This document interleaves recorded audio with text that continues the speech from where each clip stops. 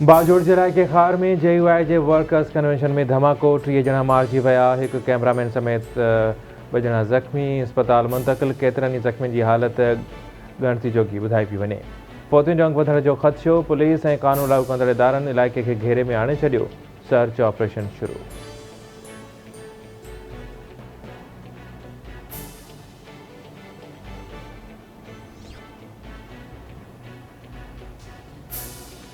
घोटकीअ जे कचे में को बि मुग़विन आहे। हिन वक़्तु जैकबाबाद ऐं शिकारपुर क्लियर आहिनि। कशमोर खे बि ईंदड़ 10 ॾींहनि अंदरि क्लियर कराईंदासीं। वॾे वज़ीर मुराद अली शाह जो कंधकोट में तक़रीब खे ख़िताब। संदसि चवण आहे त धाड़ेलनि जो मक़सदु रुॻो दहशत पखिड़णु आहे। घोटकी कंधकोट पुल ठाहींदासीं, उन जो फ़ाइदो थींदो। नींगर फरहान सुमरो समेत समूरनि 9 मुग़विन खे बाज़ियाब करायो वेंदो।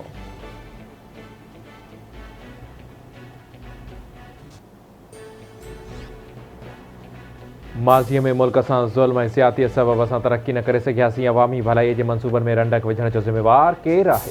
गुज़िरियल हुकूमती दौर में अवामी भलाई जे मंसूबनि में बिना सबब जे रंडक विधी वई। PTI जे धरणे सबब चीनी सदर जो पाकिस्तान वारो दौरो मुलतवी थियो हो। वज़ीर आज़म शहबाज शरीफ़ जो लाहौर में मुख़्तलिफ़ मंसूबनि जे इफ़्तिताह ऐं पीड़ जो पत्थर रखण वारी तक़रीब खे ख़िताब।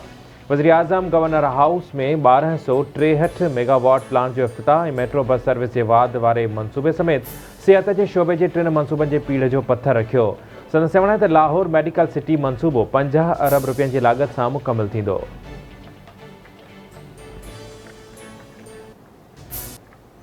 धाड़ेल जेके मारिजी, एक तरफ़ कश्मीर पुलिस दावा करे पई, असां मारियानी, ॿिए तरफ़ पंजाब पुलिस दावा करे पई। इनखे तव्हां कीअं पिया ॾिसो? मरी विया ऐं ईअं थो ॾिसां। सभिनी खां पहिरीं को क्रेडिट जी ॻाल्हि कोन्हे। इन्हनि बुज़दिलनि खे असां जहनुम रसीद कयो, इन ते शाबाश जो जेब कयो ऐं रब कराया आई। तो इहो का क्रेडिट वठण जी ॻाल्हि कोन्हे।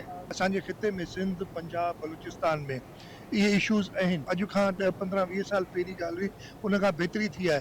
इन लाइ असांजे लाइ ज़रूरी आहे त असां तालीम आम कयूं, माण्हुनि खे रोज़गार जी सहूलियतूं ॾियूं। कोई क़बाइली तकरार बि ख़तमु थींदा, पर इनखे सीरियसली ॾिठो पियो वञे।